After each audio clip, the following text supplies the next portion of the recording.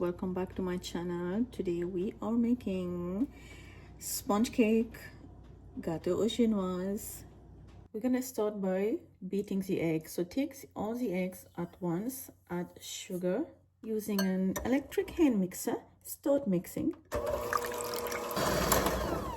And that took me 10 minutes to get this egg like this. And now to that I'm adding vanilla paste, but you can add vanilla extract. Briefly mix just to get the extract combined. Over here I have my cake flour, adding just a pinch of salt and a baking powder. Then I'm gonna start sifting the flour right to the egg mixture, just like so. Now using a spatula, gently mix. And now at last, add melted butter and make sure it is unsalted because we add a pinch of salt in that cake batter. If you have salted butter, then do not add salt in the cake batter. And gradually just pour this into the prepared cake pan.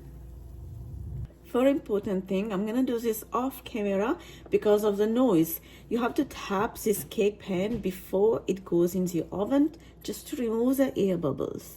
After 20 minutes now you can see the cake has been ready. Just poke a knife in it. If it comes out clean, you know your cake is ready. Right, when the cake cooled down completely, just run the knife all around the cake, just like so, and then just remove the parchment paper. We are going to cut the cake into half and just remove the half, and then it goes back into the baking tray. And this is just sugar and water. Bring to a boil.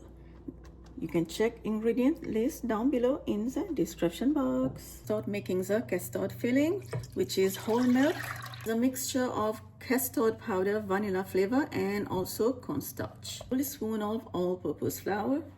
Using a hand whisk, mix. You're going to cook this vanilla paste, or you can add vanilla extract. Add sugar. Keep stirring. And now this is a perfect consistency to leave the custard just like that, because now it's time to turn the heat off right away because this is still hot, and as long as it is hot it will get thicker and thicker, so you don't want that. So just leave it like that and remove from heat. Now I'm gonna pour one layer of the custard, spread it evenly, the second layer on top, and then again with the syrup and the rest of the custard on top. Spread it evenly. Desiccated coconut. It's time to let it set completely. And just to let you know that I add the custard on the cake when the custard was warm, not boiling hot. And after the cake cooled down, and now you can start slicing.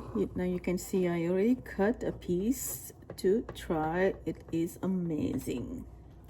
And this is how our custard sponge cake looks like. It is so yummy. If you guys like this video, give it a like, subscribe, and I will see you next time with another recipe. For now, bye bye.